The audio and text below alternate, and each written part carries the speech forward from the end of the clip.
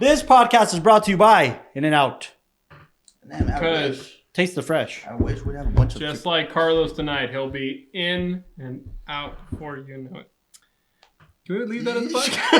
I like the entire time that you were saying that. I was like, oh, I've already heard the story. And then I started looking at my hair and started adjusting it. I have like baby hair here. Baby hair? Yeah, like, you know, kind of like this. No, it's called hair, Castro. I don't know what kind of baby you use. Castro, I feel like you don't get to do the sticks. You want to do the stick? Let him do the sticks. Nah, like Let him do the You want to sticks. hold my stick? You know? This monitor will be the death of me, I swear.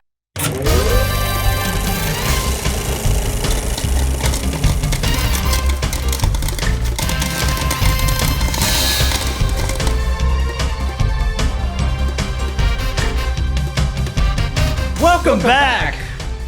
Where? Go watch. I don't know yet. Huh? You're not ready, boy? Welcome back to the WatchTower podcast, the film review podcast for the Towercast Network, where my fellow DP is not even looking at the camera. I am joined today by my fellow co-host, Mr. Michael Lalal. Present Hello. yourself Oh, to the camera. And not the TV. hello, sunshine. I'm also joined by my fellow co-host, John Eric Castro, giving us an actor's perspective. You And introduce me such. to? Now you got to Well, introduce me. yeah, That's yeah. the thing. And here comes our host, the most, with the toast. There you I go. want toast. With the toast. Yeah. This is Carlos de la Torre, the main director, host, and writer. I'm here. Owner. I'm around. Owner. Jeez. What do I own? 33%. We're also joined by Mr. Austin Young. Are we legit? Are we good? Hey. We're good? Yeah. Okay, cool. Wait, what do you mean? Are we good? Yeah, like this is good. We're rolling. Yeah, I was raising my hand so Castro would introduce me, and then I wouldn't introduce you, and then we would have just got the episode going. But Too good. bad he did. Yeah. We're joined by Mr. Austin Young. Woo, man in the back. Man in the back, making sure. There's a man behind me in the The back. what? The GoPro? I did. Don't turn around. Yeah, it's rolling. I just saw the light. Oh, yeah. Mr. Austin Young, make sure we're looking and sounding great in the back there. I'd say sounding. We not actually, fun fact, we looking. had I a lot can't of tell if technical. you're looking at me. Or... I don't know because you're right there. Yeah, we had a lot of technical difficulties before rolling on this episode, but we're here and we're great and we're having a lot of fun because we just screened our pick. The cable guy. Our pick? No! Our pick. Oh, Our pick? Mine. This was- guy's pick. Yeah. This dude. Who? Mine. What's Who? your Come on.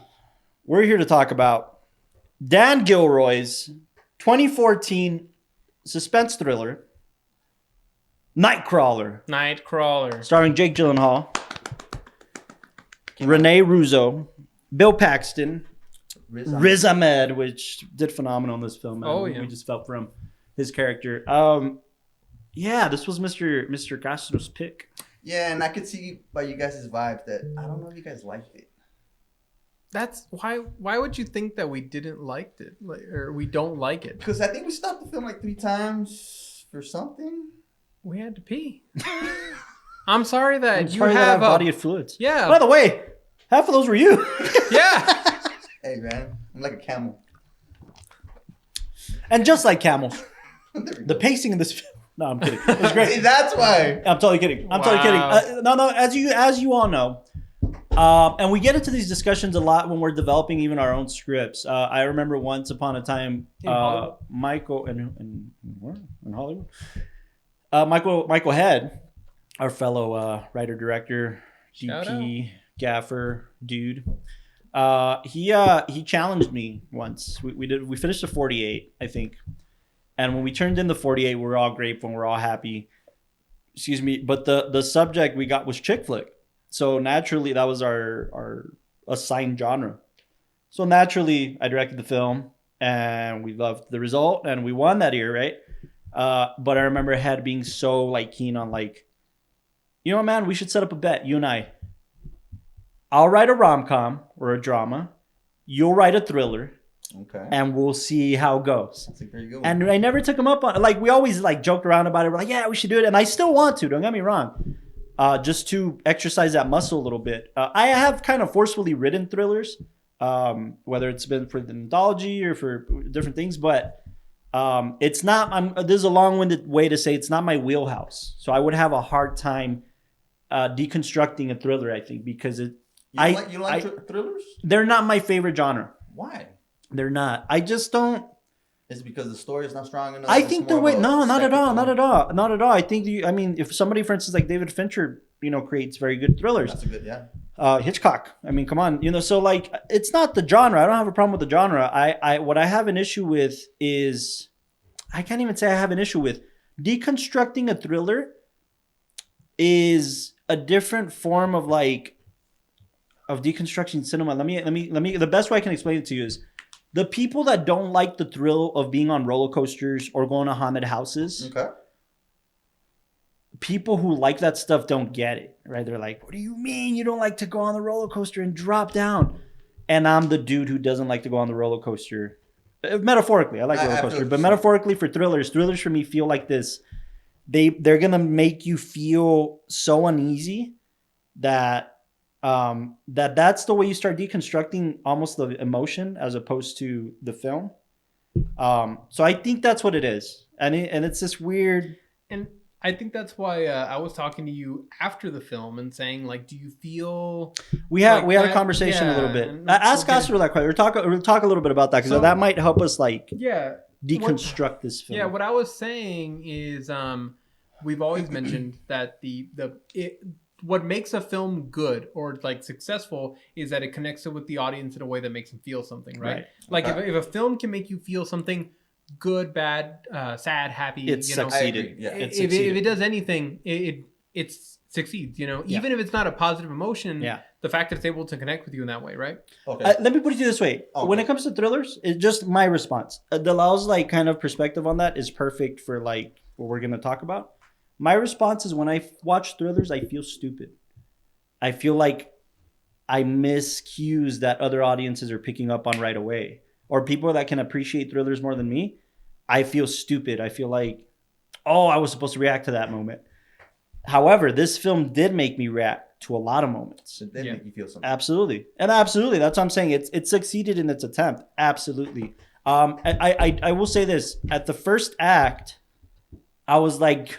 All right, where are we going?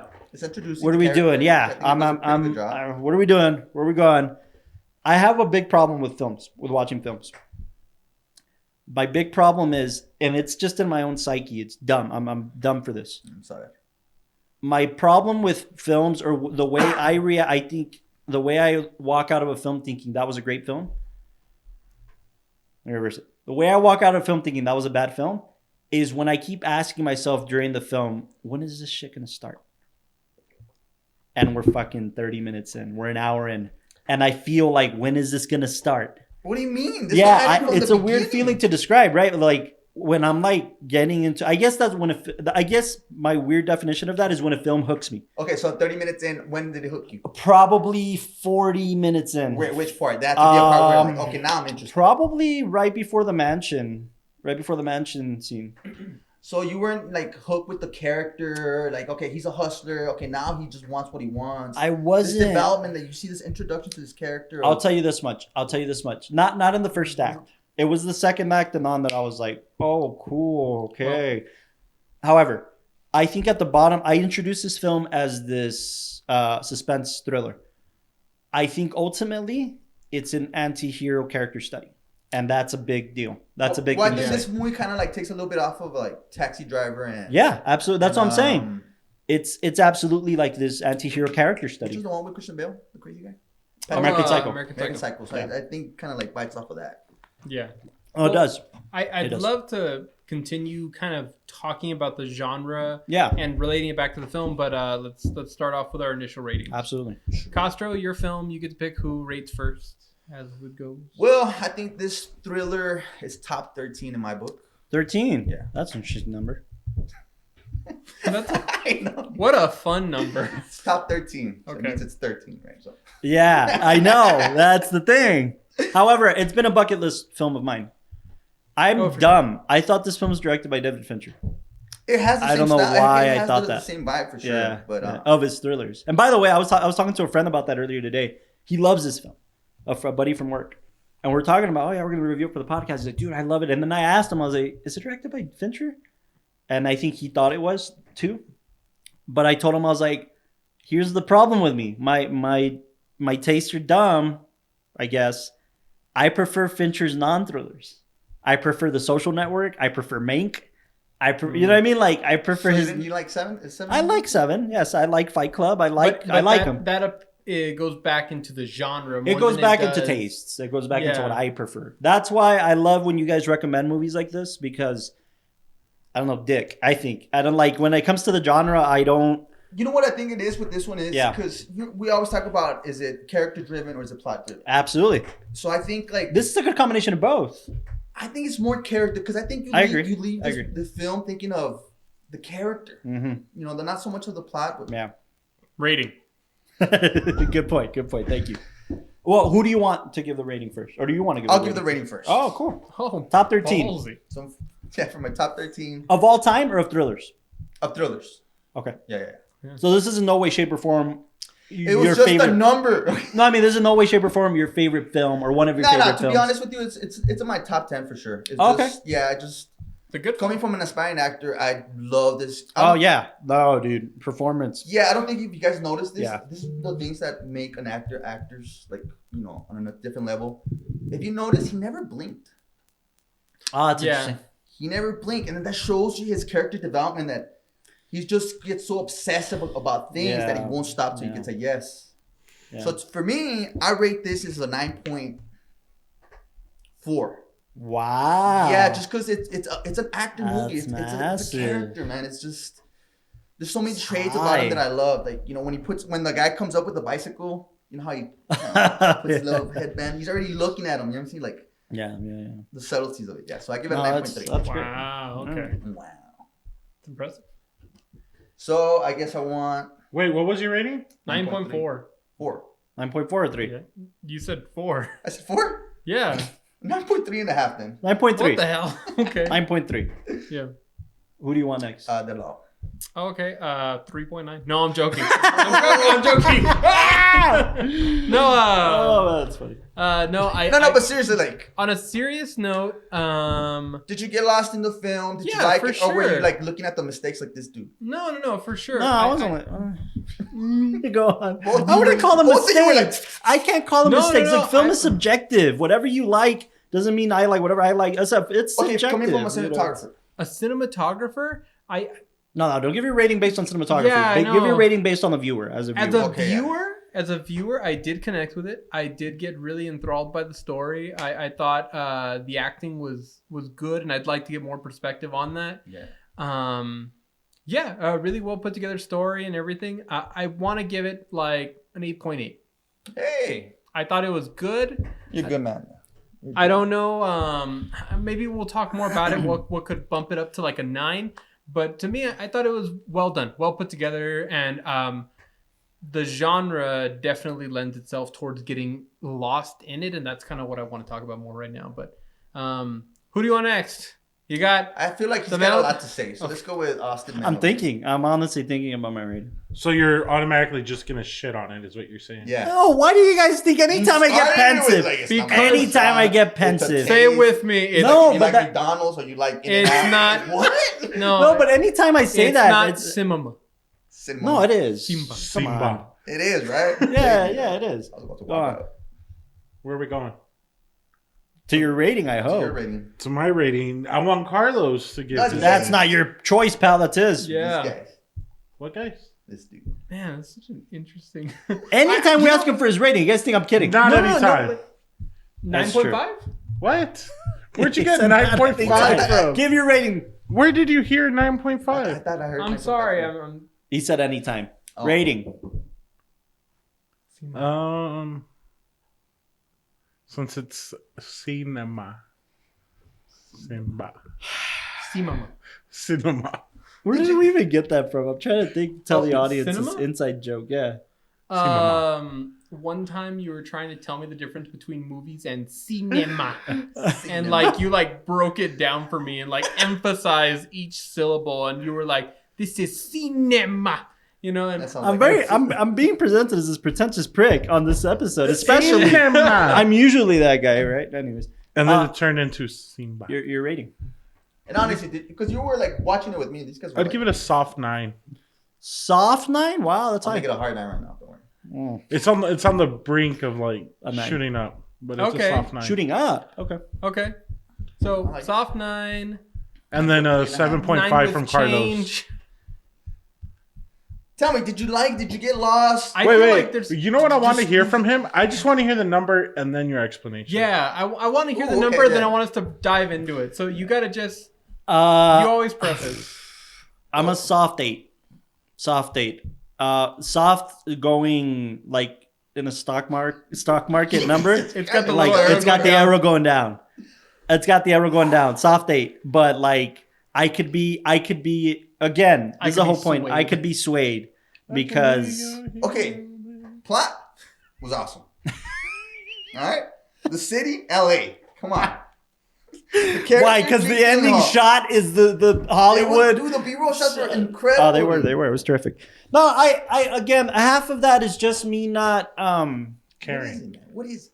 No. I cared, and it's special. It's special because a lot of the character pieces that I like, especially pre-90s, are character pieces of somebody. We started getting past the 1960s into the 1970s. We started getting into character pieces where we were rooting for anti-heroes. We just talked about Taxi Driver, right? This is one of those pieces, right? The director in no way, shape, or form is making me care about the character, sympathize for him. We sympathize that he's broke in the beginning. We sympathize that he's a hustler, but we're not rooting for this guy to win. He's a piece of shit. Well, And that's At what, the beginning, I'm rooting for him. I'd argue. at the beginning you're rooting for him. Okay. That's my point. Towards the beginning of the second act, when we see what he's willing to do for his success. And by the way, this is not a bad thing. I'm not saying we should be happy-go-lucky. We should root No, for the main yeah. guy. This is a great thing. It's got going for it. The anti-hero, the true anti-hero, turned villain. You know, so I'm trying to name all of the things that it's got going for it. Okay, so I'm very happy with the plot and the character moments, you know, intertwined. I'm very happy with the aesthetic. I'm very happy with what it did, and I did get lost in the character's mind a little bit. Don't worry, I'll help you out. What's up? Where'd you get lost? No, I got enthralled in his mind. I got You got waves? lost the way he did, Oh, okay. and that's what it's meant to make you do, right? Right. Lost in the sauce. I think what happened is a lot of people hyped Nightcrawler up for me, and those people love thrillers, right? So they would put it in their top 10, you know. What I will say, and this is a really good thing it has going for it, we reviewed Drive on this podcast, right? Yeah. Yes. And I walked out of Drive feeling very underwhelmed because of how hyped it was. This film, I didn't feel underwhelmed. I walked out feeling like, okay, that was a better experience than I had on Drive, Okay. because they're both thrillers and they're both these kind of similar pieces, different characters, of course. But I walked out feeling, that's why I think an 8 is fair. But it didn't blow my mind. That's what I mean. It wasn't underwhelmed to the point where I'd be like, that was overhyped. Because it's not overhyped. It's a good film. Mm-hmm. But it didn't blow my mind. I didn't walk out feeling like, fuck, man. Like, Yeah. and That's that's fair. what and That's that's what I fair. need a film to do to me. Like, for instance, the last experience I had with that is Tar. I walked out of Tar most recently feeling like, dude, holy shit, that blew my mind. Or I walked out of Babylon feeling that way, you know. So again, Well, it's those just, I think films, it's just, I think it's just a preference thing. It's just a preference thing. I didn't walk out feeling like, dude, holy shit. And I think people who love thrillers love walking away with like, Or just character driven, kind of like, Dude. you know, wow, that character was so, so fucked up. yeah. Yeah. But that's what I'm saying. Those are the same people, in my opinion, and I'm not trying to like pigeonhole anybody, that love like murder thriller podcasts. Or like, you know what I'm Okay, saying? yeah, I Like, see what you're it's saying. that niche thing that just doesn't call to me. I thought the obsession of this guy to be good at something, then he finally found Yeah. it would have got you. Like how he just obsessed. No, it did. It did. That's what kept me in. That's what kept me in past the first act. In the first act, he just felt needy. And then when he found what he thinks he's good at or what he's good at, he wasn't good at it as much as he was willing to go past, you know, that extra mile. Who's naturally good at being heartless at a crime scene? I mean, you know what I mean? You know what I'm saying? So anyways, that's just kind of my perspective. That's why I give it an 8. I think cinematically it did something really special. The director, this was his first film. Yeah, huh? The first directorial debut. He had written screenplays before this. He wrote Real Steel. The one with Denzel. Yeah, Roman J. esque, but he directed that. He directed them. I think that was the last film he directed. Wait, Real Steel, the one with Hugh Jackman? Yeah, He also wrote wrote it. Born Legacy, Kong, Skull Yeah, Island. Born, some of the Born movies. But wow. he He's wrote another writer. Real Steel. Didn't Del Toro direct that one? Or am I thinking of somebody else? No. Yeah, didn't Del Toro direct Real Steel? No, that's Sean Levy. Sean Levy. What am I thinking of with Del Toro? Anyways, yeah. So, that's impressive for this to be his directorial debut. It is. Good for him. Yeah, it Good is. for him. And I think Dan he got- Gilroy. He got the performances out of everybody, Yeah. Beautifully. I think, Absolutely. I think also, Absolutely. as far as creating authenticity in Yeah. the crime scene environments, Yeah. and the set design, and everything Yeah. like that, really, knocked it out of the park. Yeah, and this is the last thing I'll say, quote unquote, defending my rating, so we can just really get into the niche. Yeah. The real nitty gritty of this The film. Real Steel. The Real Steel is. I love when a director, and you know what, I'm biased and I'm so influenced by Marty that I love when a director can take genre and can take plot and throw it out the fucking window. And this felt genre. This felt like a genre film, and it was meant to do that, and that's cool. I love that. I can't do that. I don't think I could direct a thriller this way, so I admire it. But I love when a director can make me feel like I'm just watching a film, not a thriller film, not a comedy film. Yeah. You know what I'm saying? No, I see what And you're Marty does that better than anybody. So like Taxi Driver doesn't feel like anything. It just feels like we're in Travis, his head. True. So though this felt that way, like Yeah, that's I what I'm was saying. gonna I got into his brain. Mm-hmm. All the tropes of a thriller came around. Yeah. And that's fine. Again, that was his intention, so I'm cool with it. But that's just where I'm at. It just didn't blow my mind. It wasn't underwhelming, but it wasn't overwhelming. So I'm just like, it's great. It was a great film. I'm glad I watched it. I'm glad that's where it's at. But I do want to dig into it because I think you guys are probably going to present something that I didn't see, like something what gets you guys into this film. So what is it? Performances for sure. To me, yeah, I like the dark vibe where it's like we're seeing the realness of how humans are. We get the Renee Rush's character with the news stations, the top head or whatever. Yeah. I love that commentary, by the way. The commentary of like the media and how far we're willing to go to follow them. So I like that whole aspect of, I don't know how you could say it, like the capture footage, Okay. It's got that kind of the vibe. Yeah.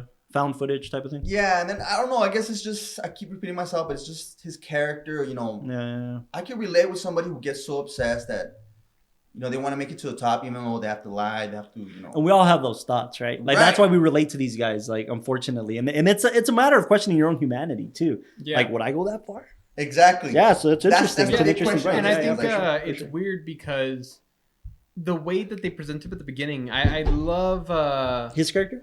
Yeah. Okay. I love how they present when he's starting to get into this. They have this very light, pleasant, orchestra-esque music on top of there's these a reason like for that. yeah, true, but yeah. it's on top of these really terrible like crime scenes. I mean, people in like car accidents and people being run over, Bloody and you stuff. see him like having this glow, like wow, there might be something for me, and Opportunity. Yeah, that's the opportunity. darkness of it, right? It's that But idea it's- that it's those sounds so- are like, it's so interesting because for one it helps set the tone of how we're going to be viewing the character. It's as- very much on purpose, man. oh yeah, It's super very intentional. Super intentional. There's other films I have seen like I don't know if you guys have seen it, but like Sinister. No, you were telling me about this. that- Ethan Hawke? Yeah, Oh, yeah, Ethan I Hawke. haven't seen yeah, where he watches like found footage and he watches like any type of recordings towards like these murders to try to like get inside and does readings, and then he writes books off of them. So he gets super obsessed into like Similar. crime and murder. But with that one, the tone's always like, how much are you going to subject yourself to this before it breaks Yeah. you down? As opposed to this one, the more he subjects himself, the more he finds his joy. It's funny that you say that because, well, there are two things. The music thing, I read that the director mentioned anytime there's music cues, they're the ones playing in his head. Oh, shit, okay. So, just like you said, right? Anytime he senses opportunity, he gets this. Yeah. His eyes bright and light up. That kind of, that makes sense. And that also plays into the fact that, like, when you see him, he seems very joyful when he gets, like, a shot and all that kind of stuff. And it's, it's to him, it's almost like a game, I guess. You could the other side of that that really, really gets me about this movie, that really, like, makes me think about it after the fact, is I read that Gilroy was aiming to pose the question. It's not just a commentary on news in the media and, the art of spin, but it's a commentary on the viewers who want those images. Yeah. Why do we want to see how gritty a crime scene was? That's us. They do that to please us. Right. They do that to get our attention. They do that to, like, engulf us and sensationalize it. Sensationalize it so that we're like, did you see that horrible accident on the news? Why do we need that picture to verify it? Why do we need that footage to verify it? So it's a commentary on an American, or just humans in general, on, like, why do we feel the need to see this shit? Yeah. Why does the traffic on the freeway slow down when there's an accident just because people are slowing down to see the fucking accident? Yeah. And I love a quote that the director said. He said, how much of these images do you want your soul to like consume? And that's interesting. Like, how contaminated is your soul? Because you're like, and by the way, we live in the era of true crime and people are obsessed with this shit, man. That's true, because I can't see like a dead body on a car crash, but I can see like a police shooting. That's the weird thing about it. I know I'm gonna get scarred if I see like a leg like this or whatever. But, somebody dead, I can handle that. Just the graphicness. Like what is it called? A while back, I was writing a paper for school, but it had to do with morbid curiosity, and it kind of goes into this idea that the reason we like horror films and the reason we like want to see things like that on TV and in video. Well, more than that, it's to face an internal fear, and there's a high that comes when you can look at that in a very safe way and survive it. So if you see something that's like really horrific, you're like, oh man, that's awful.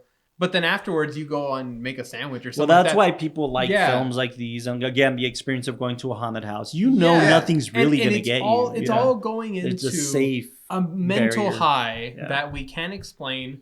But it's experiencing either danger or something that's graphic and trying to subject ourselves so that we will feel like, I was able to like overcome that, Well, needless to say, this film has that in spades.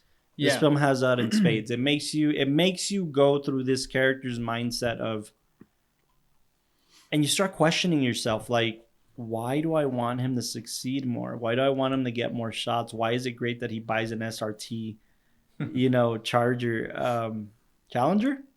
It was a Challenger. And also, that's heavy, man. Yeah. That's heavy when a film can make you do that. Like, when a film can make you feel like, am I rooting for this piece of shit? And again, nobody does this better than Marty, man, or Fincher. Fincher does this really great too. Tarantino does this really great too. So, like, why are we rooting for these pieces of shit? So do you think that's why the director put Riz Ahmed as a kind of it's to balance things out, because otherwise I think he would see he has more of a moral compass, but there's a very interesting perspective that I guess I should talk about. Give your thing first, and then I'll... I was gonna say it just kind of balances out the character, because like if you see I don't know, like American Psycho, or you watch these films where there's just kind of like this killer, unapologetic but super detached, then all you can view him as is like a monster. But I think by having like a partner who's also like supposed to be like the same human being following him along, it kind of humanizes that whole element, and humanizes, I guess, like what they're doing, that they're not monsters to themselves. They're serving a need. And Riz is legitimately he was happy with $35 a night. Exactly. Man. Like, he was just... But then towards the end, you could see, like, he starts if I'm going to do this, I need the reward to be And then there's also an M. Night Shyamalan twist that I won't give away. Yeah. Well, people must have seen the film before. We could talk about it. Yeah. What I was actually going to mention, I wanted to talk about the end a little bit because, we don't chronologically go on this podcast, but the director mentioned that, what was the character's name? Gyllenhaal's? Oh, man. Lou Bloom. Lewis, yeah. Lou Bloom. Lou, he visualizes Lou, and he wanted to present it to the audience this way, whether we notice it or not. And I noticed it. I noticed it when I analyzed it. Let me see. After reading it, I'm like, oh, fuck, that's true. He wanted to present Lou like a germ, a disease that spreads. So when it comes to the news, the girl, the lady, and when it comes to Riz Ahmed's character, anybody that he comes in contact with, that at first you're like, the fuck is wrong with this guy? Become him a little bit. Yeah. His greediness, his like, it permeates. It permeates into their characters. Okay, how is that happening? Towards the end, we kind of figure out that she only stays in the jobs 2 years, and he's figured it out. So what do you mean he's becoming like him? No. She's becoming like She's him becoming like because she's willing to go the extra mile to get keep the job. No, to get her ratings up.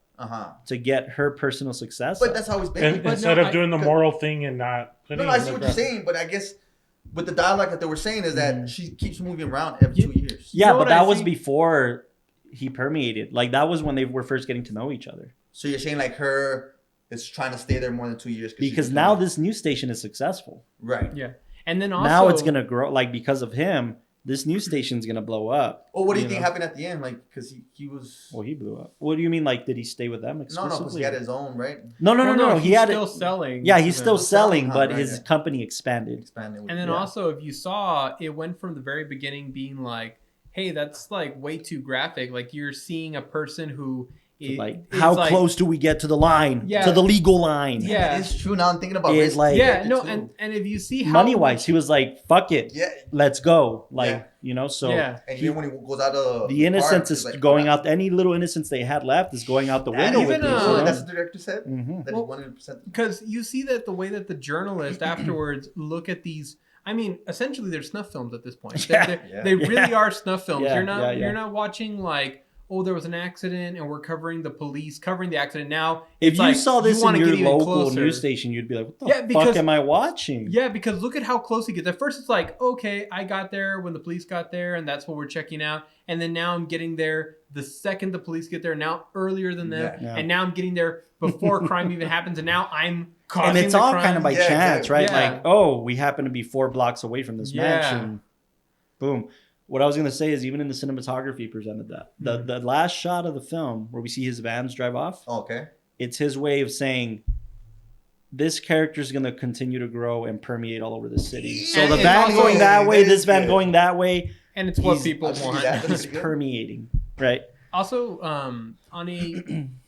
Something interesting is that the perspective on journalistic integrity. I mean, that's for sure. I wonder if journalists watch this. I bet it's real for sure. I took a photography course, they and the person who taught it, shout out to Dino if he ever sees this. The person who taught it was the chief editor for the Houston Herald. Okay. But what's interesting is that he always kind of talked about there being this line of integrity because he would show us these images sometimes. Like there's one of a boy in Africa that's basically starving to death, and a vulture's just kind of coming closer to it. Wow. And the photographer took the photo and sent that in because of how powerful that is. And then they're like, "You didn't go and like pick him up and help him or do anything like that?" And he's like, "No, I didn't. I took the photo." Or like the people that during like 9/11 took pictures of jumpers and all that kind of stuff. And there's this question. What's the commentary though? What's the commentary is like, at what point in time are you bringing attention to an issue because it's important? Like the way that she brought it up in the film. No, I want you to emphasize that there's crime in the city. People should be worried because essentially we watch news to be informed of what's around us. What was her exact quote was, "I want you to interpret news like if a lady is screaming down the street." A screaming lady, A screaming lady. What was a lady screaming down the street after like a stabbing or something like that. I forgot there exactly. was more what the to it, quote. right? But anyways, the point is, that's it goes back into at what point. But don't you have to remain as photojournalists, like you have to remain impartial. But that's the thing. There's remaining impartial by saying like I took that photo because I'm bringing attention to an issue, which essentially you watch news to understand what's going on around you. Oh, by the way, and then there's also El Extremo, which is a Mexican magazine that's just straight up. Yeah, it's a gore fest. No, it is. And I mean, at that point, there's a magazine I saw in Guanajuato called Santo Putazo. I'm dead serious. It's an actual Mexican Santo Putazo of literally like dead bodies on the fucking covers and shit. Yeah, like, and the whole point of that is just to sensationalize and give you the rawest kind of like images and journalism, but not they're like sugarcoating. Yeah, and they say at that point you're not doing anything to help people, and you have to understand it yourself as a journalist. Are you going to support something that's just making an exciting story out of like dead bodies, or are you trying to like inform people? But isn't that the same in terms of cinema? When we get shit for like sensationalizing, we had recent films where people were criticizing certain perspectives on the border and how certain short films that people make around the city, oh well, they're sensationalizing this or this, you know. Same thing with like crime like dramas or like mob films, like, oh, you're sensationalizing the lifestyle, right? Yeah. What? So at what point can I not tell the story? It's a weird line. But even journalists must go through it, right? Yeah. So, but man, I'm very curious to ask our journalist friends, what do you? I love. What do you sit I with guess this? kind of like how it tackles it, because I remember when we were in class and we would talk about issues of like morality and journalism and what should you do, where do you go. It was weird, but like he would show us these images and he would tell us the backstories, and you'd be like, my God, like sometimes the photos were like really hard. Like there was this one that was the front cover of a newspaper that was showing firemen presenting basically like a child who drowned in the lake to the mom, and the journalist just he landed at the right time, took the photo, sent it back, and they printed it in the paper. And to be fair, a journalist doesn't choose what goes out. Yeah, right? I mean, you submit what you submit. No, you submit to the editor. This is a weird area. No, but he would do that, and then he would ask the class like, "Hey, if you found out that happened, you see this woman crying and everything like that, what would you do?" And most of the class, like at first, everybody's like, "Oh no, that's rough. Like, why would you do that and all that?" And he's like, I would cut you from my team. You shoot the photo because that's what I send you out for, and that's what you take. And it's the same mentality that lady had. Like, no, you go out there because you're paid to get the story and then take it. But again, it goes into like, at what point is it too far? I wonder if it's the equivalent of like what a soldier feels when he's sent to battle, right? Like it's him or it's me or them, and I don't feel anything for killing them because they're shooting at me. Like that one kid who's running and you don't know, like he's got something in there. Like, do I take the shot or do I risk from American Sniper? Yeah. So that's. But I posed that question just to. This is great conversation, but our lead character didn't feel that. In fact, he was manipulating the crime scene to get the shot. So we can't defend him at that point, right? Because my argument, and from what I at least feel with knowledge of, I guess, kind of like what we're talking about, like people and morbid curiosity and journalism. Yeah. I want to say that the eye of Lou was the eye of what people want, not what people need. Yeah. And I think it's trying. And is that his fault, or is that? Yeah, it's a commentary on like, because he's obsessed with the news. Because think about it. Think about it. He does watch it a lot. Even before we saw him get into this. That's true. If you saw a news story, when the guy told him, if you saw a news story, and it wasn't just like, oh, there was a shooting in this home, but you see the person walking into the home and they see the exact weapon that happened, and then you see the trail and all this kind of stuff. Like, that's kind of what people keep wanting whenever they want, and it's kind of, again, it goes back to that question, like, who's the real monster in the end? Because that lady who at the very end, you see her like marvel at this video of him going into the chase, finding the perpetrators, the shooting, and then going, and then the partner dies, and she's like, "This is a masterpiece. Of course, I want it." Everybody around her, I'll give you anything you want because this is exactly what people want. They want to be in the danger, and it goes back to like that was the pinnacle because that's what people want, and I mean, And it's your job. It's your profession, right? You just kind of sign up for this. And that's what he says too. You sign up for it, right? I mean, but again, the reason we can't, if this was a documentary on journalism, we'd be like, oh. Yeah. But in this scenario, he's fucking up. Like, he's fucking up the crime scenes. He's manipulating the story. Well, I see it as he's doing what he needs to do. He's dragging a dead body from this side to this side to get better lighting, Bro, so I could get a better we could all picture. end with a questioning ourselves. Would you go to that lane? Would you? Hell yeah. Oh my gosh. I'll admit it. No. All right. I That's mean, interesting. When it comes to like Hello, FBI. Yeah, we should check this. No, but that's the whole thing Look about at his I took haircut. out of this is like how He did everybody say has he a wanted to dream, stake out on everybody wants us. to feel like they have a calling, right? yeah. What if you find that calling and it's not something that you're ready for? I think the calling element of this film was the only thing that helps you kind of connect with. No, I know what you're saying. I know what you're saying. Like, how far are you willing to go to make your dream come true? Exactly. Right? But, Bam. but That's the only thing. I know. It's a little sinister what I'm saying, but I can understand his perspective. drive, Yeah, right, his his drive. Yeah, because the way that they frame it, especially the kind of like, hey, I'll sell this bike so I can get a camera because, then that'll help me kind of get into it. well, There's I could steal this bike, go sell it. There's a very... And then even with Rene Russo, where she's like, this is not a good angle, whatever, which entices him to go a little bit more. Yeah. No, but I mean, the thing about it too is like, I was reading that in the original script, there was a whole backstory on Lou. We got an origin story. I don't think I that's would something want that. we didn't get. But I don't think No. I would want that. So most wanted people, you would want it. Yeah. So I think the problem with, and I think that the director mentioned this, as I think he wrote the script too. If he gave you a backstory, you'd sympathize with him more. Do we want to sympathize with this monster more? Probably not, right? Understand his actions. No, I think...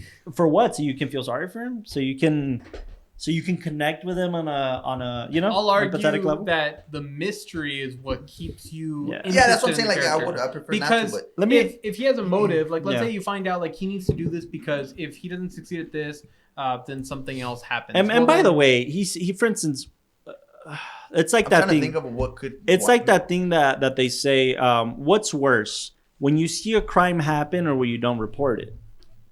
You know what I mean? Like, what's worse, that this happened to this person or that you witnessed it and didn't call the cops? You know? And he did exactly that. He sat on them for his own personal gain. Yeah.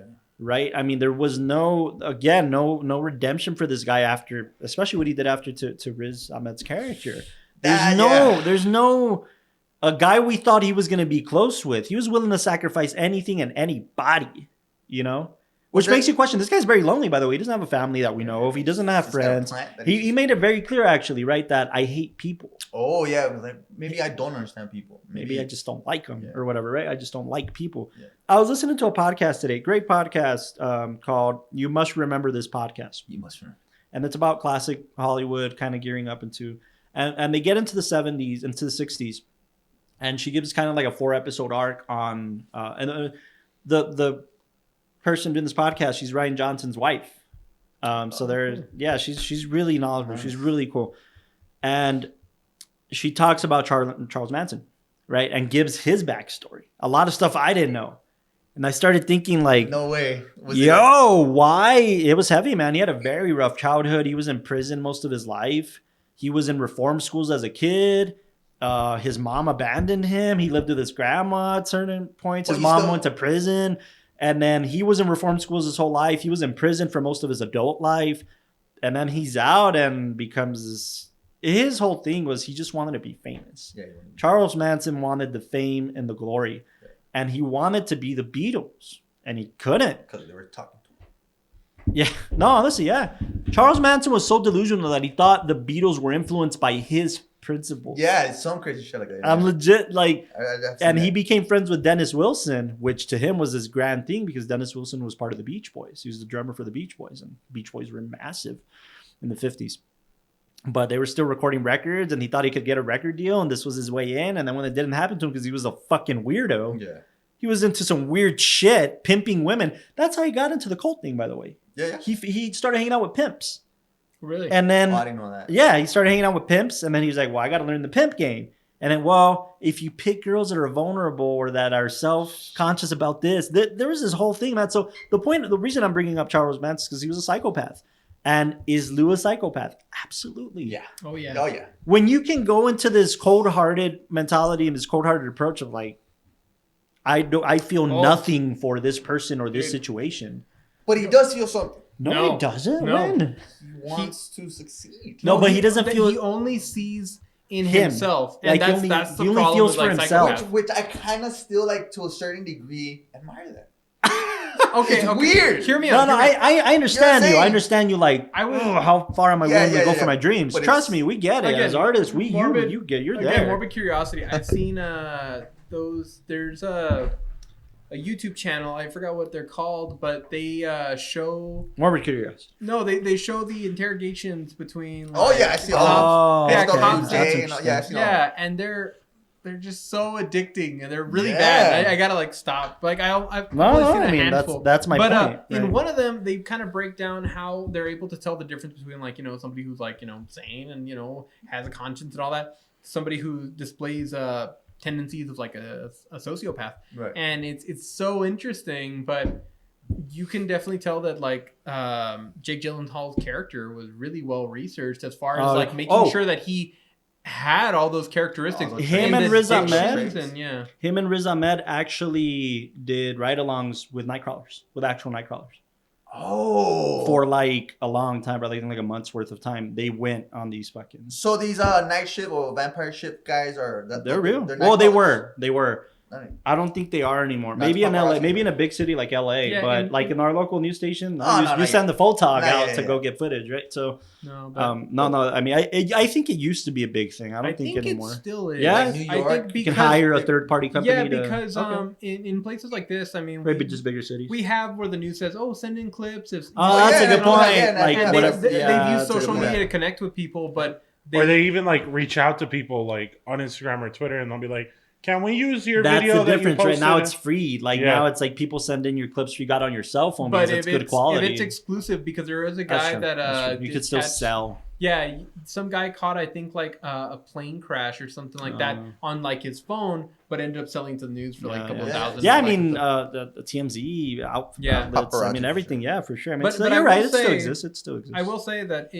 that's also what kind of drew me into this film is from at least what I've seen around how authentic sociopath like this guy was. Yeah. In yeah. his mannerisms, in the fact that they show that he's very detail oriented and structured. Every word Um, he says. Yeah, like they were saying Wow. the difference between like a psychopath and a sociopath is that like a psychopath, they're just kind of like blinded by rage and will just go and they're irrational and all that. But a sociopath is very methodical. Will think things. I have to. through. Yeah, I have to picture that. And he was a very driven guy, right? Like I Yeah. have my career path. I have my career goals. I've been doing this. Like I've been- even when he would like He's say, a fast learner too. That he yeah. kept saying that. like even when he would kind of do the little business deals and all that, and then he says like, oh okay, 100,000, okay, 50,000, 30,000, 15, and he's like lowest is 15, and then later on he 15. explains like. You don't I've think thought that about- I've thought about Yeah. each of these numbers and everything I presented to you? and by the way, It's a social path right there. Just sociopath. Yeah, yeah. By the way, I have to think that like real Nightcrawlers finish getting their shot and at the end of their day are lighting up a fucking cigarette. Like, Oh yeah. imagine. you know what I mean? Like just like ambulance workers or Yeah, EMTs and stuff. EMTs. Like I imagine it's the same type of situation. I don't imagine Lou ever fucking doing that. You would think, Yeah. okay, yeah. Just because of Lou's character, we could kind of see like maybe they're not so much as that because they do what they do. Well, So That's why I said the I get you were saying like, Well, oh yeah, they get serious. like- the contrast but is maybe they're kind of used to it because that's what they do. No, I agree. I think it gets to a point where you physically have to stop allowing yourself to feel some type of Do emotion. you to think, it. or do you think you get like a Lou's character kind of like? no. No, It I know, just- of it course. just got- No, of course. But that's what makes Lou, right? Like that's Yeah. why we're like this The- motherfucker. Like he doesn't feel anything for Yeah. this. Like I said, there's that movie Sinister, and in Sinister, it's the exact opposite. You're seeing a guy similar so to impacted by so impacted that he locks himself in a room. He watches the tapes and he's praying that his family doesn't walk in Yeah. because of the stuff he has to watch, and he's just drinking, and you can tell Yeah. he's destroying himself. but it's because he's so obsessed with solving the mystery or the crime. There's and all a that kind of film stuff, you know? also I highly recommend. You know what? In the vein of thrillers and in the vein of maybe you guys liking something like this, especially you guys know, a film called Bringing Out the Dead. Nicolas Cage stars in it. It's a Scorsese film, and it's Nicolas Cage plays an ambulance worker. Oh, it's John Goodman. I might have. John Goodman comes out in the film, and a picture of it. but it's got that feel too. It's like this almost like Taxi Driver, but in an ambulance type of thing. Mm-hmm. You know, so I get that. I'm telling you, it's enthralling perspectives to be like, shit, man, these people go through. But Nicolas Cage didn't feel. That's what I'm saying. You also get the ones. Well, I've heard from distant cousin who's like a first responder and other people who are kind of in that industry that the first time you experience anything like that, like having to see somebody who's died and all that, at first it's shocking, and afterwards they tell everybody you have to switch your mentality that it's not a person anymore. It's just, or it's either a patient or it's like they say, or like he said, it's a piece of meat. Yeah. You know, it's just like you have to completely get rid of that, emotionally distance yourself from them. Because if you attach yourself, like I was hearing a story from my criminal justice professor that said that he had a guy who went to a crime scene and there were these like two kids that were involved. Like basically the dad went crazy and shot up the family and all that kind of stuff. But right after that, because most of the scenes, like this is a veteran cop that he'd been dealing with this, but seeing two kids that were the same age as his own kids, he couldn't separate it. And that wrecked him and broke down the wall, and he had to like leave for a while. That's part of the philosophy where like they tell doctors that they can't work on their family members. Oh, really? Yeah. You're not allowed, I guess the American Board Association, like if something happens, like it would just because you can't you can't separate that, right? If they bring your kid in after a car accident, you have to cut them open. You know, and they also get obsessed with like if it doesn't fucking work, like it also affects you. Like if they died and everything, so doctors can't work on their own family members. I think in most of those lines of work, which you know, I would never want to be in that position. No. But you see that they have to go through these insane mental. And it's not healthy, but mental practices of detaching themselves from whatever's there. Well, for instance, I try to get CPR certified as often as I can. Yeah. And that was just part of like organizations I was a part of when I was younger. And I got CPR certified when I was like 15. And like I wanted to because I'd panic. Like I wouldn't panic, but I don't want to panic. Dude, I want to know what to do in any scenario. So I try to renew it whenever it expires, every 3 years or so. And I recently renewed it, and it just reminded me of that, like, it's kind of like it's a very bigger version. It's a much bigger version of when they sit you in an airplane and you're sitting next to the exit and they ask you, in case of an emergency, are you willing to open the hatch? Are you willing to? Sure. It's that type of scenario, just on a grander scale, right? Right.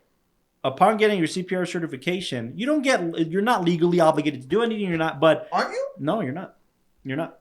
Aren't you supposed to stop if you have a? No. Okay. No, you don't have to. Absolutely you're not. Just kind of prepared. Somebody who's a medical, like a certified, like a doctor, the Hippocratic Oath. That's what they have. A CPR certified individual doesn't have to. Okay. But it's, the way they kind of described it is it's your moral obligation, right? If you're getting this certification, it's because if this happens, you are trained to do this. And they make it very clear. The red signs are like, if the person dies on you, you can't get sued. If you break their ribs, compressions, you can't get. So none of that. You're not responsible because you're trying. Because you're trying, essentially. Right. So that gives people this like, okay, they trained me. I can do this. So I say all that to say, like, put in those situations, in these emergency situations, medical situations. They also make it very clear, like, hey, if you're just doing it for the glory type of thing, like, you're here to help. In all costs, like for the glory, and because people just want to be the heroes on. Okay, you know what I'm saying? Yeah. Like, take a picture real quick. Right? Yeah, almost. Right. Yeah. So like make it very clear of like you're here to help. Right. At the bare minimum, you're a servant to your neighbor. You're a servant to be able to help somebody out. Makes sense. And they also make it seem like, hey, you're a leader. If you're CPR certified and you know your shit, your job is to assign people. You pointing at that person, call 911. You look for a defibrillator. You while I work on this guy, you guys have duties to. You're sitting around watching me anyways. Go fucking do something. That's all. Yeah, exactly. They say that's how you stop. What is it called? Bystander syndrome or something like that. Right. Where if you there's make an emergency, them feel there's an emergency. Most people freak out. will freak out. But they'll also think somebody else is going to jump in. And the only way to stop that is you have to point at people and be like, hey. You haven't, it's the empowering toilet's them. clogged and you did it. Just snap them out of there. It's empowering them. It's empowering them like, all right, my job is to dial 911. I have a duty. In that situation, somebody tells you that, you're like, all right. Right. So that's all to say, like, in this scenario, this man was not interested in helping people. This man was not interested in walking in and calling 911. He's overly detached. He can go, and I think it's the same mentality that somebody who works at a funeral home, right, has to be immensely detached from death. That is true. Like a mortician, somebody working on the body. Even like hospice homes where basically you're there. You know that basically you're gonna walk into a room for all of your patients. But again, I think these people in some way, shape, or form are detached, but end up going home like, and again, the difference between that and Lou is, give me the next mission. How many can we squeeze in a night? It's the difference between looking at people like human beings and looking at people like Legos that you just manipulate around to kind of make whatever you need. And by the way, going back to the Charles Manson thing, Charles Manson thought that was a way to revolutionize society. Like, let's not be Legos. We're human beings with flesh and blood. Let's overrule society because society's making us into this cookie cutter societal things, right? So I hear that a lot today. So Lou was very much in that vein, right? If you think about it, Lou was very much in the like, I'm not like anybody else. I'm not like everybody else. Yeah. I'm special, and I'm I guess because there's a lot of different perspectives that come in. Travis Bickle, by the way. Yeah, Travis Bickle was very much of like, these pussies, these they don't know it's true society. We need to override society about all this shit. So I was gonna say, we're diving into all these different perspectives as far as like. It's great that this film was able to kind of make us go beyond the scale of the story and make us look at like a societal thing, because I think there was a lot of this being a reflection towards society and where we're kind of currently at as far as like what we want, or at least from internally, right? You reflect on yourself. Exactly. That's it did a wonderful job at that. We've talked about the acting, which I think they did a really good job as far as. What do you think about Riz? I mean, his acting. He comes off as terrific. Like kind of the dummy, out of the job. I've only seen him in good stuff, and this is the first time I see him as a bystander, as like a not a bystander, but as like, I thought it was terrific. If I'm being honest with you, it worked for his character. I guess it's just he came off a little too dumb. That's why he was casted. I think in the original script they were overly seeking somebody who was like a pothead. Okay, he definitely comes out because he's kind of like, I don't know. But I don't know. I haven't seen Riz in a ton of things. I've seen him in a couple of comedies. I saw him in that HBO, The Night of. That's when this guy has talent. Yeah. I mean, The Sound of Metal was phenomenal. He was terrific. If I'm being honest, to be fair, I haven't seen him in a ton. I think this performance was right behind Sound of Metal for me. Oh, really? Yeah, because remember, there's no small actors, right, or whatever. There's no small parts, only small actors. Yeah. I think he was able to emulate this character. I don't think anybody could have played him better. Yeah. He grew on me. At first it was kind of like, okay, but he grew on me for sure. Yeah. I mean, you have to feel for him. If you don't feel for him, you're Lou. No, you feel for him. Like, you're just kind of like, why is this guy so dumb? I think you're dirty. Yeah. No, I really liked his character. Yeah, I loved. You did. Yeah, and I mean, you feel for him because you even feel for Bill Paxton, man. No. You don't? Okay, I'm sorry. Go ahead. In what way? No, because Bill Paxton comes off as at first he tells him, he gives him a little bit of, tries to help him out. Right. But you feel for him after that fucking car accident, or you guys legitimately like, like you were saying when we were watching it, he's out of the way. Well, it's funny because I think during that time, I don't know if the music I felt for him. I don't know if the music came in, but it was very much like it was very much like, I don't know, like if you're playing like a game and somebody can't make a shot or something like that, and then you make the shot. Okay, that's a pretty good example. Yeah. Sure. I felt like it was kind of like that little. I still felt for him. him. I kind of didn't because towards the end when he's trying to get him into his company. You know what? I loved. I see what he was trying to do, and it's like, nah. I loved every one of the shots of you being on the other side, like the French over. No, not the French over. It's every time that you're on the other side of Lou's camera. I loved all of those shots because those shots were really. You seem desperately focused. For one, I feel like it empowers Lou because he's always the camera guy above you. You're the one below, and you're the one who's suffering. You're in pain. But to me, it kind of snapped. It was those snaps back into how would you describe it? It snapped me back into the human element of the situation. The observer. The observer and how that must feel. Because at first... We're so enveloped in his skin and Lou's skin through this film that when it puts us back in the observer seat, we're like, oh, shit. Yeah. Where am I? Because at first, you're kind of going with Lou in the game. And the game is like, oh man, look, we got late to the crime scene. Now the place burned down and, there's nothing to record. Or like, oh, hey, look, we got here in time and there's a good spot over here so we can get a nice angle. But the second you're on the other side of that camera, it's because you just got in a bad car accident. Just got shot. Something really bad happened. And you're just staring down the barrel of like his lens. And it's so I'll say this. This is the last thing I'll say before we kind of get to our final notes because I think I feel like we're getting the cue. The ratings are going to go up for sure. Based on your perspective, of like, I found something, how far am I willing to chase it? Yeah. I think there's something that justifies us detaching ourselves even from that perspective a little bit, at least me. I think Lou's the type of guy that's just throwing shit on the wall and seeing what sticks.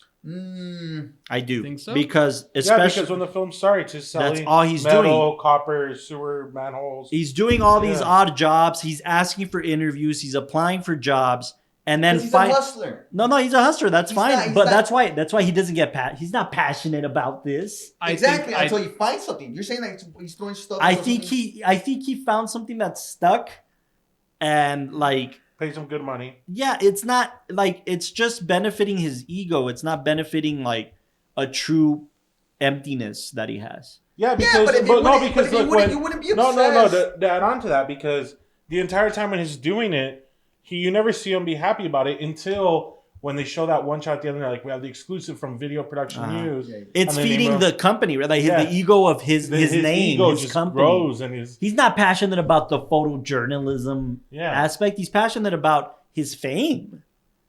Okay, I'll give you that because he wants to be, and this time you're going to present me as the owner. I guess because also. Because even when they said, like, do you want to come into the newsroom and learn how we do it and then maybe move up to, like, being like an editor or something like that, and he's like, no, I want to be the guy who owns the building, who owns the camera, And then at that point, one can argue, well, then he's passionate about business. He wants to entrepreneurship. He just wants to be on top of everything. He just wants to be on top. Period. Whatever, at all costs. I don't think he's truly passionate about what he's doing. I think he's truly passionate about his success. I think that's a good argument for that. No, I think that's a strong argument. Yeah, it is a strong argument. Sit on it. And by the way, I'm just saying that, like, I agree with you. As an artist, like, as a filmmaker, I want my films to play all over the world. I want to be successful in what I love, but I love cinema. Yeah, I don't want to feed my ego as much as artists just feed their egos, and that's a pat on the back. But I want to contribute to this amazing thing that is cinema. I think it's half and half. Okay. Because he goes the extra lane. He just doesn't want the fame. He goes the extra lane. But a hustler will go the extra lane for anything. And besides, the extra length that he's doing for this is what he knows is going to sell better. Like, meaning... the extra length was not, what can I do to improve my own skills? That's all through the film. No, it was always like... Because I'm a fast learner. What I think breaks that argument is the scene where she's like, what's this shot? Like, we can get this shot anytime. And then he's like, oh, but I got this and you should see over here. And it's like, I don't care about these shots. I want to be in there because that's what you promised. And those are the shots that are going to sell better. And that's when you see him that he's gonna go and dive into the the car crash, or he's gonna dive into these places. Whether that gets him the fame or not, he's willing to go through that. No. He's doing that to get the fame. Yeah, he's doing that to get it sold. He's doing that to get. That's why. For passion. Like yeah. Like he's doing it to. He's doing it for the biscuit, man. He's not doing it for like the love of the moolah. I'm not saying that. Okay, he definitely doesn't have the love for the video, but I think he has the love or the obsession. I guess is a better word. I think he just wants to be liked. No. I truly think after seeing this guy's character is that he's just okay. Like you said, he found his niche, but now he's willing to go as far as he can to be the best at that. I guess. Do you think? Let me put it this way. Do you think it's gonna? I just have a question. Do you think it's gonna break Lou's heart if this doesn't work out? I don't. Yeah. I think he's just move on to the next thing. Dude, didn't you see how obsessed he got? He started like. I think he's gonna get obsessed about anything. No, see that's what. Okay, that's what you're saying. That anything will stick. Mm-hmm. I think it's stuck at the right moment. Right now. No, because the video news, like he's already planning. I don't know. Like for instance, you as an actor, right? Did I hit you? No, sometimes, like I don't know if you guys spit or something. Well, that's something that I get you.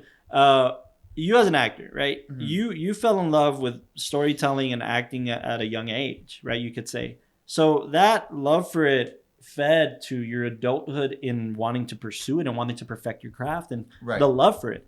But it'd be different if you were like a guy who's just like, I'm working on commercials. I'm just getting paid. Yeah. On to the next gig. You think that was his attitude? Because he got the camera and he's like, I don't really know what I'm doing. And he was just there. And then like, he only got better because he like learned about it. And then like, No. Okay.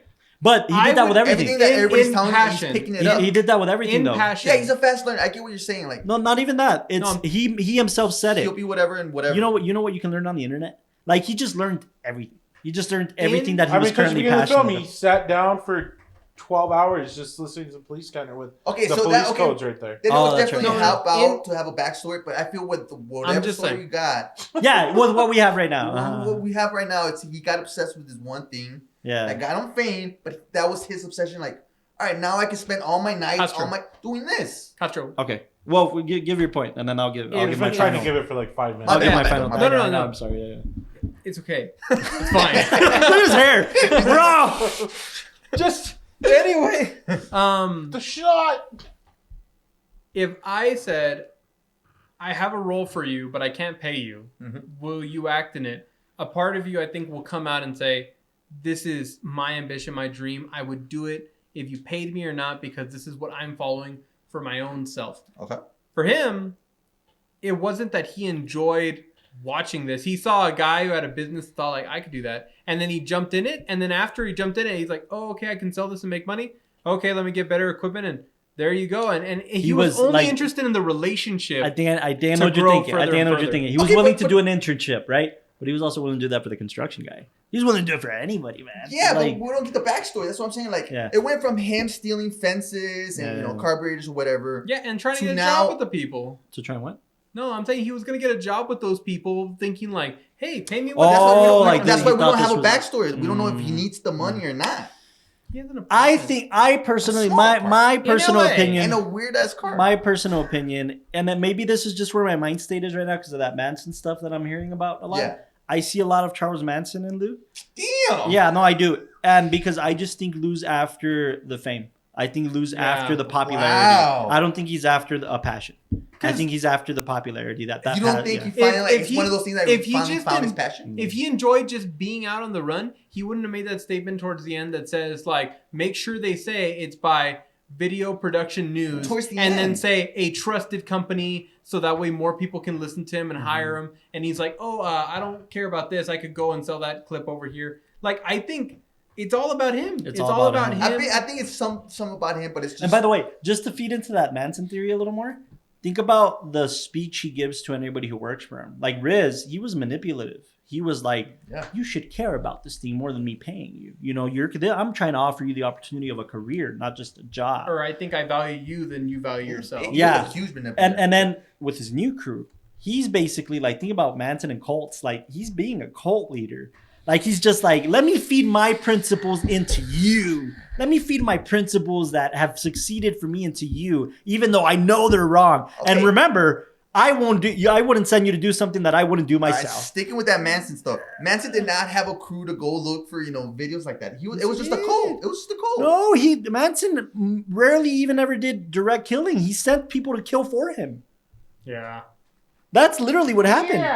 Yeah. No, and your perspective is great because how far are you willing to go? I'm with you.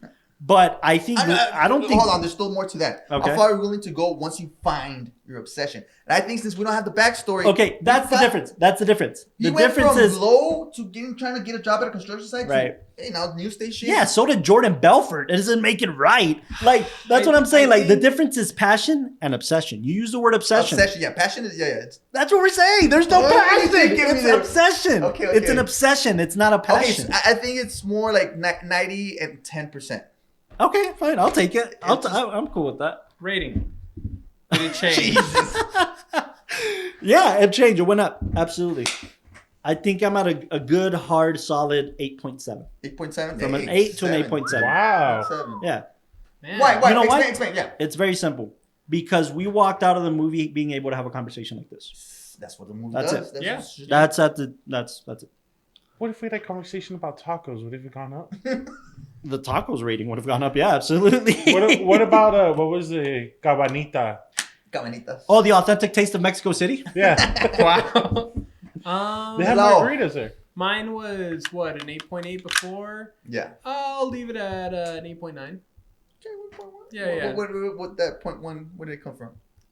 That What point matters is it one went up. came from just thinking about how authentic this is and how gritty it is. As far as like, I know we didn't have too much time to dive into like the set design, but as somebody who, By the way, this is LA, man. Like, Yeah. this is LA. This is fucking LA. That's a great Where's it at? LA. This is like, no, you walk around the streets of LA thinking you're I gonna see what you're saying. For shiny sure. Hollywood. You're gonna see this. no. yeah, You're gonna see this more often than not. It was gritty, and I felt like that's what kind of brought me in, and that's what made the danger elements feel so sure, strong absolutely. because you're seeing him get right next to this really horrific stuff, and then the conversation afterwards was really good. But I was surprised at the authenticity of this film. And Before we go to Austin, what did you guys think of that chase scene? Do you think it was out of place or was the only, shot, and I'm gonna look at the camera for this one. The only shot, wait, which is my camera? This one. The only shot that makes no sense in this film is the green little inflatable man that they cut to. Yeah, because it's a commentary on crazy people. Shut up. It's so stupid because we were watching it and because it was just like, oh man, I'm gonna go film murder. Hey, That's LA. That's good. No, that's the mind of a psychopath. No, I need to look. I need to look. You should know you're a psychopath. Yeah. I need to look at what the cut. I need to look at what the cut was before that because I think before that it was kind like of montagey, wide. right? It was a little one. wide of the car dealership. So you didn't like that? Well, if it was a wide of a car dealership, those things are in car dealerships, right? No, but it was like a close up looking it out. punched in because it was like wide of a car dealership and then punched it. You know, it's so stupid. Like Life is crazy, man. Life That's is the crazy, shot. bro. That's the thing. That's That's the what it is. life is perspective. crazy. Green people everywhere. You know? By the way, Jake Gyllenhaal did most of his driving scenes, including the last one. I There's noticed that. no way they would let this guy do it. That's what they said. That's what I read. I believe it because Well, one of them you do see when he peels out. When What's he the does, budget for he this? does Austin? come out. It feels like maybe that might The be budget half for of it, too. Nightcrawler was. That Hold on, the inflatable intern's green giving man. me the lao. I'm talking right now. The intern just gave it to me. We never let him talk. I love the laws. Finish your thought. that green inflatable man. Do you think that's the dog killer? What's the Family Guy thing? Wacky inflatable Wacky arm flailing tube man. yeah. Wacky inflatable arm flailing tube man. That's So- gonna be in Delal's Family Guy? nightmares Oh tonight. my god. The budget was 8.5 mil. Wow, Oh. that's probably why they let him drive. It grossed 32.3 in the States and Canada and worldwide 47. So it made four. bank, but Yeah. 8 mil was the budget. 8.5. That's I'm pretty. telling you, when you have a good script, It's you don't need to impressive. put It a made budget. its budget back in the opening weekend. It made 10.4 good. mil. Wow. That's impressive, man. In That's your stupid face. impressive. No, it's really good. And nobody said it and- bombed. I was just curious, like, yeah. why. Yeah, It did look pretty low budget. If you think about it. Yeah, especially. Well, I mean, Really low budget or just kind of High production value, low budget. yeah. For sure. Because- But that's what I'm saying. I think that's part of the reason why they were like, okay, maybe you can drive. And, Jake Gyllenhaal's pretty method, no? Yeah. Oh yeah, because I mean, he don't did know- lose a lot of weight for the role. I don't know. He how lost much, 20 pounds. Right. Driving it to. I know Make why. it seem like- I'm sorry. Let Delal finish, and then I'll give that explanation. Oh no, I was gonna say I think he also did a lot of the driving scenes for. There's a cop movie he did. It was the Prisoners, right? Venice. No. It was. Oh, and it's one that a lot of people love. Yeah, too. he's like, oh, is It it was Brothers? No, it was from the Brothers. director of I know all the the Cop. It was Copland or something. I want to No, feel that's like it was fucking Sylvester semi-recent. No, it's got the one where they're cops, right? Yeah. It's got like a Law and Order, Observe and Report, or some shit. It's got Yeah, like a something name. like that, It's got yeah. like a name like that. Right? Hold on, the intern's getting it. Cop something or No, it's not cop. What's the Serve. yeah, serving some No, shit. it's not serve and deliver. that's- What's the movie with Denzel Washington and Ethan Hawke where they're like Training Day. Are you Training thinking? Day? It's from the No. director of Training Day. Antoine, is it Antoine Fuqua or? Are you talking about End of Watch? End of Watch? You see, it had one of those things. What do you mean? It had words in it? No, the multiple word Yeah, title. it's so with Michael Pena. Yeah. That's right. Yeah. It's like everybody knows that one, and I think there's like that So he one. did all the Yeah, he's driving got scenes. he's got he did a hair lot of like you in that driving movie. scenes. Yeah, Yeah. he's got hair like you in that movie. He did a lot of driving scenes, and yeah, I think he also was pretty method for that. Thank you for the intern for that info. Thanks, intern. Before we wrap, what I was going to tell you was that the title for this film, they were going back and forth on calling this film I love this. Inflatable Green Man. inflatable arm friendly no the Coyote, because the reason he lost 20 pounds was because the director Jake Gyllenhaal envisioned Lou to being this hungry coyote always searching for food. Okay, I like This that. like I kind of like hungry, But a coyote, skinny scavenger. coyote. So And That's Another why- trivia piece that has one. that's Yeah. why he lost 20 pounds. Exclusive. exclusive He spent- on most. He's He spent trying to 8 spot- hours a day in the gym. Oh shit. 8 hours every day, and he would ride his bike to set and home. Oh shit. Yeah. Anyway. Can Delal give his trivia piece, please? Trivia that Exclusive story. if you've seen any commentary on this film other than here, and we had no place to put it, during that scene when he's like getting upset in front of the mirror. Oh yeah. Apparently, they had to pause production for a while because he slammed it, and then they didn't expect it to break, but it like sliced off his thumb for the most part. So they actually paused production for a while. because- There's a shot, I forget which shot. There's a shot after that where he has his hand like this because you could see the scar. Really? After the fact, yeah. Oh, Yeah, I read about that. Yeah. That's I right. love That's those right. He stories. cut So, his fucking. And that's a very famous scene. yeah, Like of this film. like, yeah. The mirror. That whole when they talk about like improvised scenes or actors staying in character even during like tension, it's rivaled up there with the DiCaprio scene from Django when he like smashes the Hold on, glass. from what? And And he From grabs what? From what movie? Django Unchained. No, say what you you said, just you said. said it would deep. With the Django. The Django. The Django. But Yeah. when he like smashes it. Oh yeah, can you imagine improvising that and then be like, I know the wait, girl that's just has not to go fake. with it. Oh god. Who did he do it on? This lady, what was her name? Oh, Kerry Washington. Yeah. Yeah, he did on Kerry Yeah. Washington. Imagine that. Just His real blood. yeah. Holy shit, yeah. Yeah. Yeah, because no, he it cut was his hand, not- and Tarantino was like, keep it raw. He didn't notice until they yelled cut. No, but I'm thinking about her now, thinking like, holy shit, blood. Yeah, well, I real mean, blood. they all stayed in character, Yeah. and I mean, Gyllenhaal's They were- method, Yeah. so he just sliced his He- hand he's- and then probably dangled it around. Did your rating go up? Hold on, wait. I have to give mine. Yeah, this guy has to give his rating. And then I have another fun fact. I thought yours. I love fun facts. Oh no, you're right. His Yeah. was This one is a fun fact, and I think Delal would enjoy it. okay. The DP Robert Elswit was the Godfather of was the Jake. godfather of Jake Gyllenhaal. No way. I forgot it. That's cool. What? That's dope. That's crazy. Your rating. So that's Like like, Gyllenhaal in the film. so that's Yeah, In this film? Yeah, he does it when he's like ironing his shirt at one point. oh yeah, Oh, I that He missed says something that. on the news and then just randomly goes, I missed that. Yeah. my Oh, no, gosh. we're all commenting on it, like I think I looked away for a minute for something. because it's when he's Something. watching like like the a news. Danny Kaye film. Oh, and, yeah. Oh, okay. and then he like sees a scene like. yeah, Yeah, talking to himself. Yeah.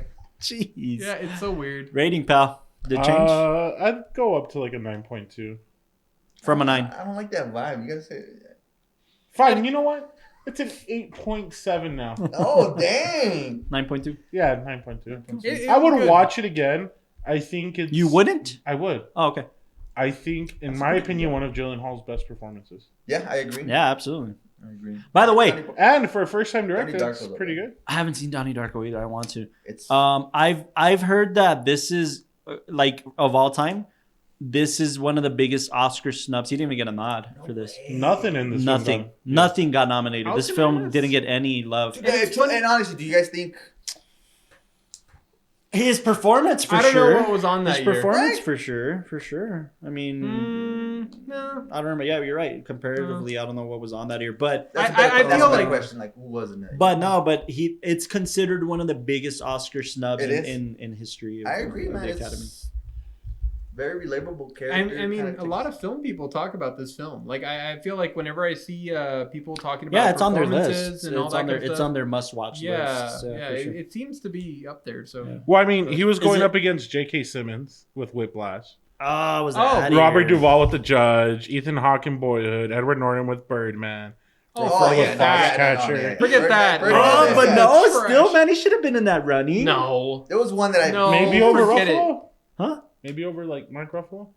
For what? Foxcatcher? Oh no, man, No. Foxcatcher was. No. No, the other one. Which one did you say? Birdman? No, Birdman for sure. Norton with Birdman, Duvall for The Judge. The I didn't see the yeah, Judge. Judge. Ethan Like, Hawke for Boyhood. That one could have. Edward Norton got I don't know. nominated Maybe for Ethan Hawke Birdman? for Boyhood. I love Boyhood. I don't Really? know that he deserved a nod. Oh, wait, that's actor in a supporting role. I'm an idiot. Yeah, So, I actor was in a like- leading role Yeah, I was was going to say J.K. Eddie Redmayne for The Theory of Everything. Oh, that was Steve pretty Carell for Yeah. Foxcatcher. I think the Bradley Theory of Cooper for Everything- American Sniper. good. Yeah. Cumberbatch for Imitation Game. And Keaton for Birdman. Yeah, Wait. Bradley won for Sniper, right? No. No, it was Eddie Birdman. Redmayne for Theory of Everything. Oh, Yeah, that's it was. right. Damn, and I remember. No, dude, it should have been in that running. No, Who would you put in over? I would. No. I haven't seen the I Imitation Game. I personally thought it was really good, and I thought he played the character well, and he Deserve a researched nod. it well. No. I think he deserved the nod. The film as a whole or just Gyllenhaal? Gyllenhaal.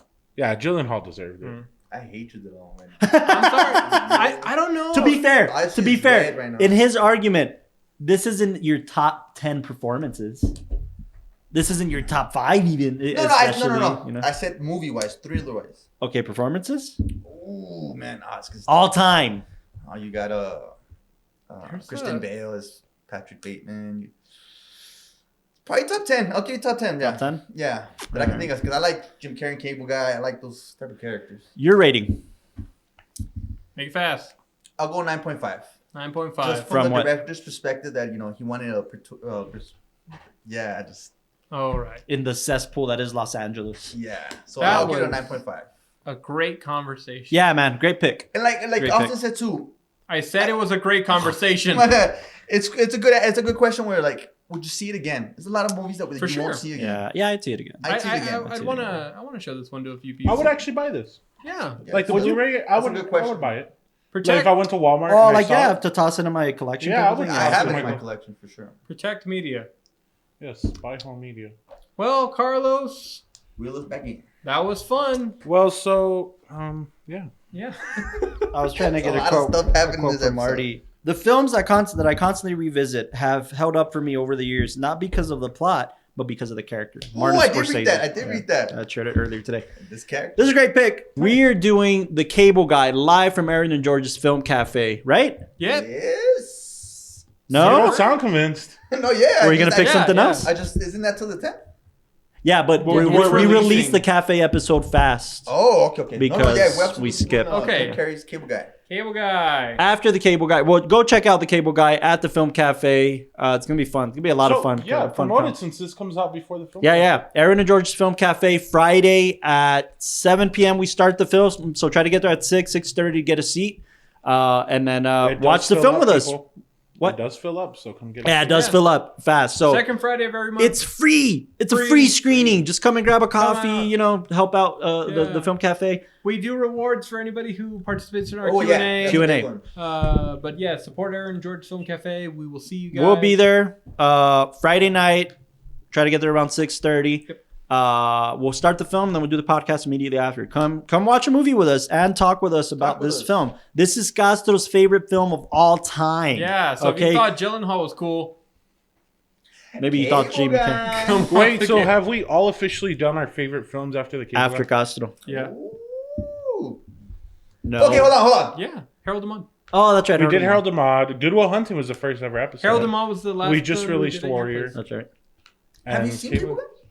Yeah. Have you seen Cable Guy? No. Have you seen Cable Guy? It's been a couple We don't years. have enough time on the cards, Castro. No, No, you do. we have the drive. We're on the Alright, wide. We're on the wide. I don't care. Dude, look at my chest, bro. Well, here we go. I look real boxy, bro. Instagram. Help us share. Yeah, and thank you for joining us. I'm being played off. It's the Oscars and I'm being played off. Thank you for tuning into the WatchTower podcast. We'll catch you next time. Good night. Good night. Whopper.